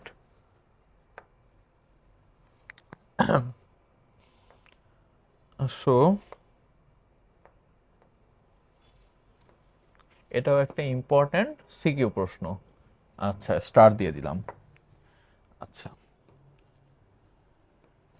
তো মাইটোসিসের আমাদের কি হয়, মাইটোসিসে ধরো মাতৃকোষে যদি 2n মাতৃকোষ যদি ডিপ্লয়েড হয়, তাহলে যে অপত্য কোষ হবে ওইটাও আমাদের ডিপ্লয়েড হবে। মানে মাতৃকোষের ক্রোমোজোম সংখ্যা আর অপত্য কোষের ক্রোমোজোম সংখ্যা সমান থাকবে। বা ধরো মাতৃকোষ যদি হ্যাপ্লয়েড হয়, এটাও কেমন হবে, হ্যাপ্লয়েড হবে। মানে মাতৃকোষের ক্রোমোজোম সংখ্যা এবং অপত্য কোষের ক্রোমোজোম সংখ্যা কি হবে, অলওয়েজ সমান হবে, তাই না? এটাই হইতেছে আমাদের মাইটোসিস, কোষ বিভাজন প্রক্রিয়া। এখন আসো তোমার এই প্রক্রিয়াটার আসলে গুরুত্ব কি। মাইটোসিস, কোষ বিভাজন প্রক্রিয়ায় যেহেতু ক্রোমোজোমের সংখ্যা সমান থাকে, তাই এতে কোনো নতুন বৈশিষ্ট্যের সৃষ্টি হয় না। আচ্ছা, নতুন বৈশিষ্ট্য কখন সৃষ্টি হয় বলো তো? যখন হচ্ছে ক্রোমোজোম সংখ্যাটা সমান থাকে না, তখন হচ্ছে ধরো মানুষের ক্ষেত্রে যখন নতুন বাচ্চা হয় সেটা চিন্তা করো, এটা কিন্তু মিওসিস। ওইখানে কি হয়েছিল, ক্রোমোজোম সংখ্যা অর্ধেক হয়ে যায়, মিওসিস আমরা এরপরে আলোচনা করব। তো এখানে ক্রোমোজোম সংখ্যাটা অর্ধেক হয়ে যায়। তো ক্রোমোজোম সংখ্যা যখন অর্ধেক হয়ে যায়, তখন হচ্ছে কি হয়, অর্ধেক আসে মায়ের থেকে, অর্ধেক আসে বাবা থেকে। মানে মাতৃকোষেরও পুরোপুরি সেম না, ঠিক আছে? তাইলে যখন দুইটা আলাদা কোষ থেকে ক্রোমোজোম আসে যুক্ত হয়, নতুন ডিএনএ তৈরি হয়, তখন কিন্তু নতুন বৈশিষ্ট্যের উদ্ভব ঘটে, যেটা কিন্তু মাইটোসিসে হচ্ছে না। কারণ এখানে কিন্তু নতুন ক্রোমোজোম সৃষ্টি হচ্ছে না, মায়ের যত সংখ্যক ক্রোমোজোম ছিল সন্তানেও তত সংখ্যক আছে। কিন্তু অন্যান্য কোষ বিভাজন প্রক্রিয়ায় কিন্তু মিওসিসে ধরো নতুন ক্রোমোজোম আসতেছে, তাই এখানে কি হচ্ছে, বৈশিষ্ট্যের পরিবর্তন হচ্ছে। কারণ কি, দেখো নতুন ক্রোমোজোম, নতুন ক্রোমোজোম কোথায় হচ্ছে, মাইটোসিসে নতুন ক্রোমোজোম হচ্ছে না। নতুন ক্রোমোজোম মানে কি,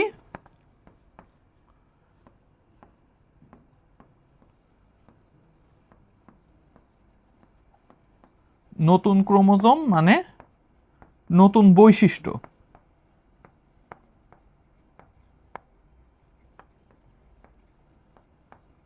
নতুন ক্রোমোজোম মানে নতুন বৈশিষ্ট্য। তো মাইটোসিসে এই নতুন বৈশিষ্ট্যটা সৃষ্টি হচ্ছে না, তাহলে এটা কি কাজে লাগতেছে এই জিনিসটা? এটা হচ্ছে এখানে কোনো নতুন বৈশিষ্ট্য লাগে না। কেন লাগে না? এটা কোথায় হয়? দেহকোষে হয়। যেমন ধরো ছোটবেলায় তো তোমার হাত ছোট ছিল, এখন বড় হয়েছে, তো তোমার হাতের কি কোনো পরিবর্তন হয়েছে? ধরো তোমার হাতটা ছোটবেলায় মানে হাত যেমন থাকে 5টা আঙ্গুল, এখনো 5টা আঙ্গুলই আছে, তাই না? তো এই জিনিসগুলো তো আসলে কোনো চেঞ্জ দরকার নেই। যেমন আমার হাতে তো 6টা আঙ্গুল দরকার নেই, এর তো কোনো পরিবর্তন দরকার নেই। বা উদ্ভিদের কাণ্ড, আমার কি লাগবে? কাণ্ডটা আস্তে আস্তে যেন বড় হয়, মোটা হয়। আমার তো কাণ্ডের ধরো কোনো মরফোলজিক্যাল চেঞ্জ লাগবে না, তাই না? তো জিনিসটা আসলে এরকমই। ধরো তোমার যে বাবা মা, তার থেকে তো তোমার চেহারাটা অনেক ডিফারেন্ট, তাই না? পুরো তো আর সেম না। এখন ধরো তোমার হাতের ধরো ছোটবেলায় একরকম আছে, বড় হইলে একদম অন্যরকম হয়ে যাবে, হাত পায়ের মতো হয়ে যাবে। এটা তো আর আমাদের দরকার নেই, আমাদের তো সেম দরকার। এই জায়গায় আসে আমাদের মাইটোসিসের প্রক্রিয়াটা। বা আরেকটা ধরো, ধরো তোমার হইতেছে একটা আম গাছ, একটা আম গাছের আম খেয়ে তোমার খুব ভাল লাগছে। এখন তুমি ওই আম গাছের মতো সেম আম চাও, ওই আম গাছে যেমন আছে ওই আম গাছের মতো সেম আম চাও, তখন তো তোমার ওই আম গাছ থেকে জানা নিয়ে মাইটোসিস কোষ বিভাজন করতে হবে, যাতে বৈশিষ্ট্যটা চেঞ্জ না হয়ে যায়। এখন ধরো নতুন বৈশিষ্ট্য আসলো, মাইটোসিস বিভাজন না হয়ে অন্য কোনো বিভাজন হয়ে নতুন বৈশিষ্ট্য আসলো। এবং নতুন বৈশিষ্ট্য যে সবসময় ভালো হবে এমন কিন্তু না।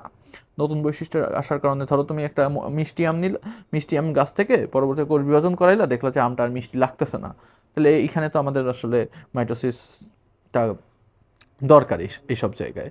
কারণ এখানে আমাদের নতুন বৈশিষ্ট্যের দরকার নেই, এখানে আমাদের মাতৃ বৈশিষ্ট্যের গুলা বজায় রাখা দরকার, তখনই আমাদের মাইটোসিস আসবে। দেখো এখানে আসলে কি কি হয় মাইটোসিস কোষ বিভাজন প্রক্রিয়ায়। মাইটোসিস কোষ বিভাজনের প্রক্রিয়ায় ক্রোমোজোমের সংখ্যা ও গুণাগুণ একই রকম থাকে। প্রথমে যেই কথাটা বলছিলাম, ক্রোমোজোমের সংখ্যাও একই রকম থাকে এবং গুণাগুণও একই রকম থাকে। মানে কি বলছি, ক্রোমোজোমের যদি নতুন ক্রোমোজোম না আসে, তাহলে কি গুণাগুণের কোনো চেঞ্জ হবে? হবে না। সংখ্যাও সেম আছে, নতুন ক্রোমোজোমও আসতেছে না, তাহলে গুণাগুণও কি সেম থাকবে। এরপরে আসো জীবের দেহের বৃদ্ধি সুশৃঙ্খলভাবে হয়, জীবের দেহের বৃদ্ধিটা ভালোভাবে হয়। আমি তোমাদের বইতে ঢালাই করে লিখছে, আমি তোমাদেরকে সবসময় বলি বায়োলজি পয়েন্ট দিয়ে লিখতে। ধরো এটা ঘ নাম্বারের প্রশ্নে আসলো 1 2 3 4 5 6 7 8 9 10, 10টা পয়েন্ট যদি তুমি দিয়ে দাও, তাইলে এইখানে তোমাকে 4-এর নিচে কোনো টিচার নম্বর দিতে পারবে না, ঠিক আছে? এবং এই 10টা পয়েন্টই তোমার বই থেকে নেওয়া। তোমাদের বইতে ঢালাওভাবে লিখছে, সেই ঢালাও লেখা থেকে আমি খুঁজে খুঁজে 10টা পয়েন্ট বের করছি। এই 10টা পয়েন্টই যদি তুমি লেখো মাইটোসিসের গুরুত্বে, তাইলে তোমাদের পূর্ণাঙ্গভাবেই শেষ হবে তোমার অ্যান্সারটা, এবং টিচার কোথাও নম্বর কাটার সুযোগ পাবে না। তো তোমরা এটা একটা স্ক্রিনশট নিয়ে রাখতে পারো, যারা হচ্ছে লাইভ করতেছো একটা স্ক্রিনশট নিয়ে রাখতে পারো, যাতে পরবর্তীতে এই নোটটা রিভিশন দিতে পারো। আচ্ছা, তো এতে কি হয়? এতে জীবের দেহের বৃদ্ধি সুশৃঙ্খলভাবে হয়, এতে বংশবৃদ্ধি ঘটে। এতে বংশবৃদ্ধি কিভাবে ঘটে এটা আমি পরে বলবো। তো বংশবৃদ্ধি মেইনলি কিন্তু মিওসিসের মাধ্যমে হয়। আর মাইটোসিস কি করে সেটা বলতেছি। অঙ্গজ প্রজনন সাধিত হয়। অঙ্গজ প্রজনন যেটা বলছিলাম, ওই যে আম গাছের ইয়ে কথা মনে আছে? মানে যে অঙ্গজ প্রজনন হইতেছে, ধরো তোমার একটা মিষ্টি লাগছে একটা গাছের আম, ওই গাছের একটা ডাল ভেঙে তুমি আরেকটা গাছের সাথে জোড়ায় দিলা, তাহলে কি হবে? ওই গাছের ডালটা ওই গাছের সাথে যুক্ত হয়ে পরবর্তীতে ওই নতুন গাছ থেকেও কিন্তু মিষ্টি আম আসবে। এটাও মাইটোসিস বিভাজনের কারণে হয়। জনন কোষের সংখ্যা বৃদ্ধি পায়, এইটা হচ্ছে বংশবৃদ্ধিতে সহায়তা করে। জনন কোষের সংখ্যা বৃদ্ধি, মনে রাখবা তোমরা এমসিকিউতে এই জিনিসটা অনেক ভুল করো, জনন কোষ দেখেই সবাই মিওসিস দাগায় দাও। হ্যাঁ, মিওসিস জনন কোষেই হয় সাধারণত, কিন্তু মিওসিস আসলে কি করে? জনন কোষ সৃষ্টি করে। মিওসিস কোষ বিভাজন প্রক্রিয়াটায় জনন কোষ সৃষ্টি হয়, আর মাইটোসিস কোষ বিভাজন প্রক্রিয়ায় জনন কোষ বৃদ্ধি পায়। এই জিনিসটা ভাই মাথার মধ্যে তুমি গেঁথে রাখো। এই জিনিসটা আমি চাই না যারা এই ভিডিও দেখতেছো তারা আর জীবনে কখনো ভুল করো। জনন কোষ দেখেই চোখ বন্ধ করে মিওসিস দাগায় দেওয়া যাবে না। জনন কোষের সৃষ্টি হয় মিওসিস প্রক্রিয়ায়, কিন্তু জনন কোষ বৃদ্ধি পায়, সংখ্যায় বৃদ্ধি পায় মাইটোসিস প্রক্রিয়ায়। যে কোনো কিছু বৃদ্ধি পায় মাইটোসিস প্রক্রিয়ায় ভাই। যে কোনো কিছুই যখন সংখ্যায় বৃদ্ধি পাবে, যে সংখ্যায় না, যে কোনো কিছু যখন আকারে বৃদ্ধি পাবে বা একই গুণাগুণ বজায় রেখে সংখ্যায় বৃদ্ধি পাবে, তখনই মিওসিস হবে, মানে মাইটোসিস হবে। ঠিক আছে? এবারে দেখো ক্ষত স্থানে নতুন কোষ হয়। কোষ বিনষ্ট হলে সেখানে মাইটোসিস হয়। অনেক সময় আমাদের দেহের অনেক কোষ বিনষ্ট হয়ে যায়, যেমন ধরো আমাদের লোহিত রক্তকণিকা তো 120 দিন পর পর নষ্ট হয়ে যায়, সব রক্তকণিকায় নষ্ট হয়, আমাদের অনেক কোষ বিনষ্ট হয়, সেগুলো মাইটোসিস প্রক্রিয়া আর কি পরে আবার জন্মায়। জীব জগতের গুণগত বৈশিষ্ট্যের স্থিতিশীলতা বজায় রাখে। গুণগত বৈশিষ্ট্যের স্থিতিশীলতা মানে কি? এখানে কোনো ক্রোমোজোমের চেঞ্জ আসতেছে না, কোনো ক্রোমোজোম সংখ্যা বাড়তেছে না, কমতেছে না, তার ফলে কি হচ্ছে, কোনো বৈশিষ্ট্যের চেঞ্জ হচ্ছে না, তাতে কি হচ্ছে, গুণগত বৈশিষ্ট্যের যে স্থিতিশীলতা সেটা বজায় থাকছে। আচ্ছা, টিউমার এবং ক্যান্সার সৃষ্টি করতে পারে। এতক্ষণ আমরা মাইটোসিসের সব ভালো ভালো দিক বলতেছিলাম, এখন একটা খারাপ দিকে আসলাম। টিউমার বা ক্যান্সার কিভাবে সৃষ্টি করে? ধরো মাইটোসিস কোষ বিভাজন প্রক্রিয়ায় তো সব গুণাগুণ সেম থাকে। এখন ধরো তোমার মনে আছে আমি তোমাকে বলছিলাম G2 ফেজ থেকে যখন M ফেজ মানে মাইটোসিস বিভাজনের দিকে যাবে, তার মাঝখানে একটা ফেজ আছে G0 ফেজ। এখানে কি করে, G2 হচ্ছে ডিটেক্ট করে ডিএনএ রেপ্লিকেশনে বা কোষ বিভাজনের আগে কোষটায় কোনো সমস্যা আছে কিনা, কোষটায় কোনো ক্যান্সার কোষ কিনা। যদি ক্যান্সার কোষ হয় তখন সে G0-তে দিয়ে দেয় সাধারণত। কিন্তু যেমন ধরো হিউম্যান প্যাপিলোমা ভাইরাস এ কি করে, E6 এবং E7 নামক জিন তৈরি করে। এই জিন থেকে প্রোটিন তৈরি হয়। ওই প্রোটিনগুলা কি করে, এই G2-কে কাজ করতে দেয় না, একে কাজ করতে দেয় না। এ যখন কাজ করতে পারে না তখন কি হয়, যে ক্যান্সার কোষগুলো এ কিন্তু আর শনাক্ত করতে পারতেছে না, এই ধাপে ক্যান্সার কোষগুলো আর শনাক্ত হচ্ছে না। তো ক্যান্সার কোষগুলো যখন শনাক্ত হচ্ছে না তখন সেটা তো আর G0 ধাপে যাইতে পারতেছে না, G0 ধাপে, G0 ধাপ বলা হয়। তো G0 ধাপে যখন যাইতে পারতেছে না তখন কি হচ্ছে, ক্যান্সার কোষগুলো আমাদের বিভাজন পর্যায়ে চলে যাচ্ছে, M ফেজে চলে যাচ্ছে, মাইটোটিক ফেজ। এরপরে কি হচ্ছে, ক্যান্সার কোষগুলো আস্তে আস্তে বড় হচ্ছে, টিউমার হয়ে পরে ক্যান্সার হয়, মানুষ মরে যাচ্ছে। এটাও কিন্তু মাইটোসিস কোষ বিভাজনের কারণেই হচ্ছে। তো এটাও তোমরা লিখতে পারো। তো এখন বুঝলা কেন তোমাদেরকে ইন্টারফেসের দশাগুলো বোঝাইছিলাম, যাতে ছোট্ট একটা জিনিস বোঝাইতে পারি। ওকে, আমি আসলে তোমাদের মনে চাই না যে তোমাদের মনে আর কোনো প্রশ্ন থাকুক, ঠিক আছে? আচ্ছা, তো এরপরে আসো, এতক্ষণ আমরা আলোচনা করলাম মাইটোসিস কোষ বিভাজন। তোমার পরীক্ষায়ও প্রশ্ন মূলত মাইটোসিস কোষ বিভাজন থেকেই আসবে, মিওসিস থেকে আসবে না অতটা। তো মিওসিস কোষ বিভাজন টুকটাক প্রশ্ন আসে, সেটা আমরা একটু দেখাই দিই। এখন ধরো মিওসিস কোষ বিভাজনটা পড়ার আগে তোমার আগে জানতে হবে মিওসিস কোষ বিভাজনে হয়টা কি। মিওসিস কোষ বিভাজনে অপত্য কোষের ক্রোমোজোম সংখ্যা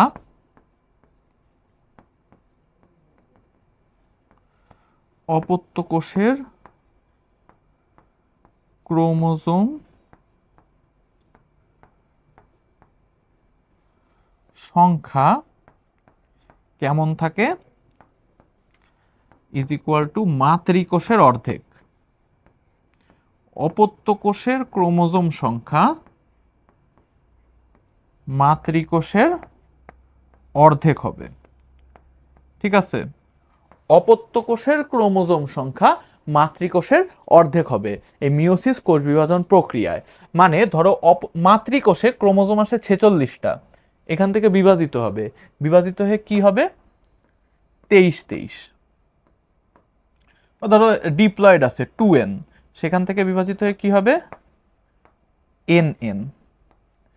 এখন এই মিওসিস কোষ বিভাজন প্রক্রিয়ায় কিন্তু একটা কোষ থেকে দুইটা কোষ সৃষ্টি হয় না, একটা কোষ থেকে চারটা কোষ সৃষ্টি হয়। কিভাবে চারটা কোষ সৃষ্টি হয় আমি বলি। তো মিওসিস কোষ বিভাজন প্রক্রিয়াটা হচ্ছে বেসিক্যালি দুই প্রকার।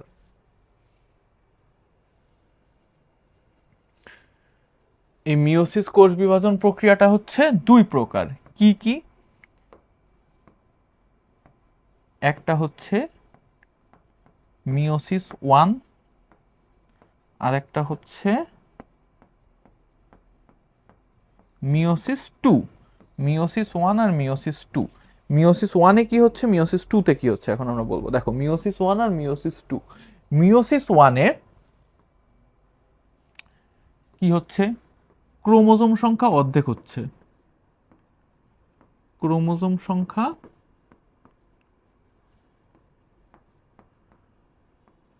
এই জিনিসগুলো তোমাদের বইতে আসলে ভালো করে বোঝায় নাই। তো আমি চাই ছোটবেলা থেকেই তোমরা যেন কোনো কিছু আধা আধুরা বুঝে না থাকো, সবকিছুই ভালোভাবে বোঝো, তাহলে ভাই সারা জীবন উপকার হবে। তো ক্রোমোজোম সংখ্যা অর্ধেক হয় মিওসিস 1-এ, আর মিওসিস 2-তে কেমন হয়, মিওসিস 2-তে ক্রোমোজোম সংখ্যা সমান থাকে, মানে কি মাইটোসিসের মতো ক্রোমোজোম সংখ্যা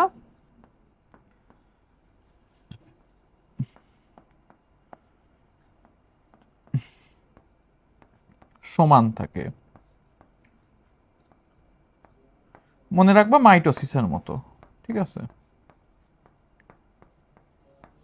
আচ্ছা, তো মিওসিস ওয়ান, মিওসিস টু, মিওসিস ওয়ানে ক্রোমোজোম সংখ্যা অর্ধেক হয়, মিওসিস টুতে ক্রোমোজোম সংখ্যা সমান থাকে। এখন জিনিসটা কিভাবে হয় দেখো, সাপোজ মাতৃকোষে ক্রোমোজোম আছে 46টা। এখন প্রথমে মিওসিস ওয়ান হবে, কি হবে, 46টা অর্ধেক অর্ধেক হয়ে যাবে, এই সাইডে 23, এই সাইডে 23 গেল। এখন হবে মিওসিস টু, মিওসিস টুতে কি হবে, প্রত্যেকটা কোষ যে তৈরি হইল মিওসিস ওয়ানে, এরা আবার দুইটা কোষে বিভক্ত হবে এবং এইখানে ক্রোমোজোম সংখ্যাটা সমান থাকবে। যেমন ধরো 23, 23, এখান দিয়েও দুইটা সৃষ্টি হবে 23, 23। তাইলে এই যে দেখো, মিওসিস ওয়ান আর মিওসিস টু, এই যে 46টা ক্রোমোজোম ছিল মাতৃকোষের, এই 46টার অর্ধেক কত, 23, এই 23টা ক্রোমোজোম বিশিষ্ট 4টা কোষ সৃষ্টি হয়েছে। এখন যখন তুমি মিওসিস ওয়ান মিওসিস টু এভাবে বোঝানো হবে না, তখন তো তুমি দেখে ভ্যাবাচাকা খেয়ে যাবা যে 46টা ক্রোমোজোম, 23টারে 4 গুণ দিলে তো আরো কত হয়, 46 তো হয় না, তাহলে এত ক্রোমোজোম আসলো কোত্থেকে? এই মিওসিস ওয়ান মিওসিস টু এর কারণে। মিওসিস ওয়ানে হচ্ছে হ্রাসমূলক বিভাজন বলা হয়, কারণ এখানে ক্রোমোজোম সংখ্যা হ্রাস পায়, কিন্তু মিওসিস টুকে আরেকটা মাইটোসিস বলা হয়, কারণ এখানে ক্রোমোজোম সংখ্যা সমান থাকে। এই হইতেছে আমাদের মিওসিস কোষ বিভাজন প্রক্রিয়া। এইটা নিয়ে তোমার মোটামুটি এইখানে একটু জানলেই হয়ে যাবে। মিওসিস কোষ বিভাজন প্রক্রিয়া নিয়ে তোমাদের আসলে আর কিছু জানার প্রয়োজন নাই। আচ্ছা, এখন মিওসিস কোষ বিভাজন প্রক্রিয়াটা আসলে হয় কোথায়? মিওসিস কোষ বিভাজন প্রক্রিয়াটা কোথায় হয়? মাইটোসিস কোথায় হয় তোমাদের মনে আছে, নাকি এতক্ষণ ক্লাস করতে করতে সব ভুলে গেছো, মাথা টাথা গোলাই গেছে? মাইটোসিস কোষ বিভাজন হয়, আমি বলছিলাম, দেহ কোষে। আর মিওসিস কোষ বিভাজনটা হবে হচ্ছে জনন মাতৃকোষে। জনন মাতৃকোষে। জনন কোষ কি কি বলতো? আমাদের বডির জনন কোষ কি কি আছে? জনন কোষ, জনন কোষ হচ্ছে শুক্রাণু আর ডিম্বাণু। শুক্রাণু আর ডিম্বাণু।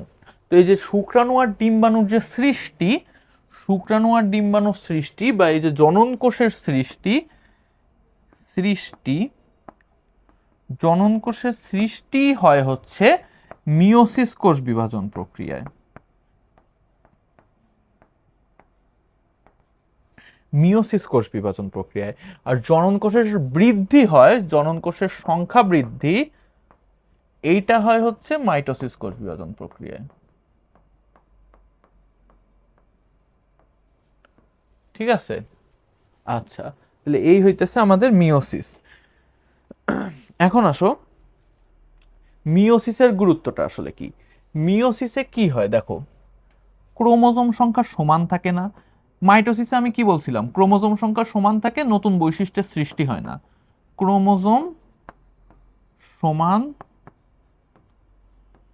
থাকে না।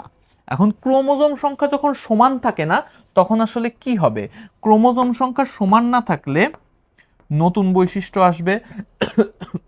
যেমন ধরো, জনন মাতৃকোষে থাকে 46টা নিউক্লিয়াস, মানে 46টা ক্রোমোজোম, এর মধ্যে 23টা হচ্ছে থাকবে ধরো শুক্রাণুতে, 23টা ধরো ডিম্বাণুতে, মানে মায়ের থেকে ধরো সাপোজ মায়ের থেকে 23টা ক্রোমোজোম আসলো, পিতার থেকে 23টা ক্রোমোজোম আসলো, এই দুই সাইডের ক্রোমোজোম মিলে 46টা ক্রোমোজোম হলো জাইগোট বা সন্তানে।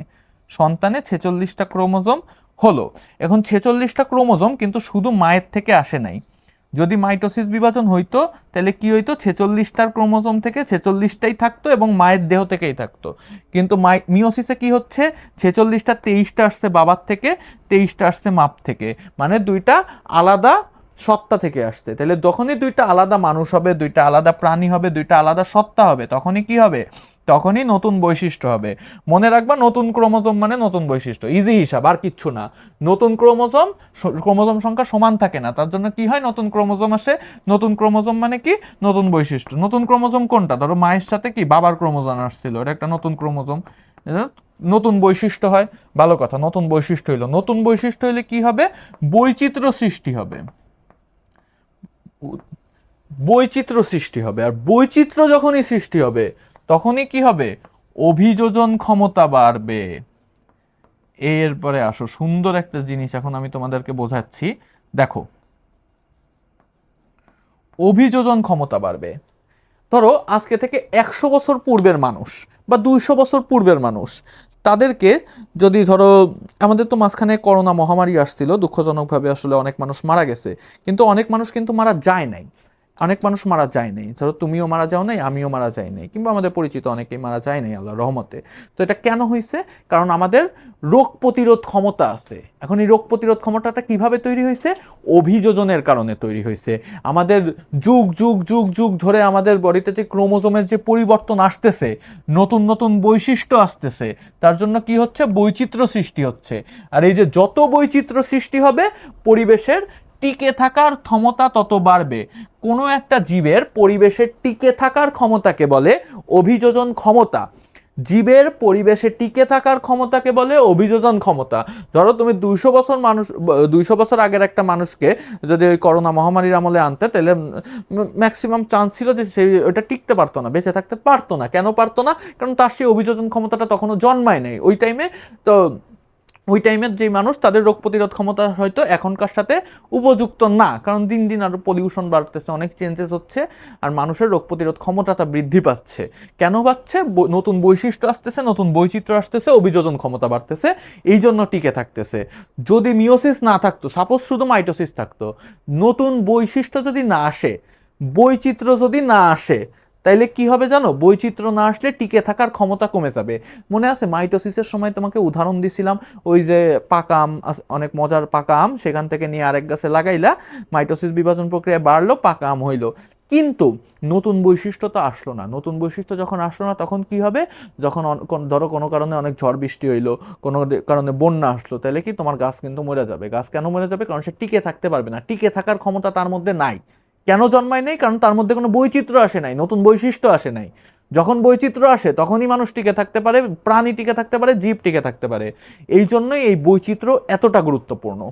দেখো, মিওসিসের গুরুত্ব কি, জিনগত বৈচিত্র্য সৃষ্টি হয়। ওই যে সেই ক্রোমোজোমের কথা যা বললাম তোমাকে, ক্রোমোজোম সমান থাকে না, নতুন বৈশিষ্ট্য হয় যাতে জিনগত বৈচিত্র্য হয়, জিনের পুনর্বিন্যাস ঘটে, নতুন জিন তৈরি হয়, বৈচিত্র্যের সৃষ্টি, সব তোমাকে বলছি। প্রতিকূল পরিবেশে টিকে থাকে, এটাও তোমাকে বলছি। অভিযোজন ক্ষমতা বৃদ্ধি পায়, এই যে অভিযোজন ক্ষমতা বৃদ্ধি পায়, যার জন্য প্রতিকূল পরিবেশে টিকে থাকে, আর লাস্টে কি, বিলুপ্তির হাত থেকে রক্ষা পায়। মিওসিস কোষ বিভাজন যদি হয়, তাহলে নতুন বৈশিষ্ট্য হবে, নতুন বৈচিত্র্য হবে, অভিযোজন ক্ষমতা বাড়বে, টিকে থাকবে, বিলুপ্তির হাত থেকে প্রাণী এবং জীবকুল রক্ষা পাবে। তাহলে এই হইতেছে আমাদের মাইটোসিস এবং মিওসিস। এটাও ইম্পর্টেন্ট, কিন্তু মাইটোসিসের থেকে একটু কম ইম্পর্টেন্ট মিওসিসটা, বুঝতে পারছো? এটা ধরো অত স্টার দিব না, তো একটু কম ইম্পর্টেন্ট, তাও ইম্পর্টেন্ট, কারণ এই দুই জায়গা ছাড়া আসলে আর প্রশ্ন আসার মতো জায়গা নাই। এই চ্যাপ্টারটা ছোট, কিন্তু চ্যাপ্টারটা আসলে অনেক মজার এবং অনেক একটু বোঝার জিনিস আছে। তাহলে এই হচ্ছে আমাদের আজকের অধ্যায় 3, কোষ বিভাজন। আশা করি সবাই সব কিছু বুঝতে পারছো। তারপরও কারো যদি কোনো প্রশ্ন থাকে, তাহলে তোমরা তো জানোই, I am always available, so comment করতে পারো, অথবা পেজে নক দিতে পারো, আমাকে নক দিতে পারো। তো আজকের এই লাইভ এখানেই শেষ হচ্ছে। ধন্যবাদ তোমাদের সবাইকে।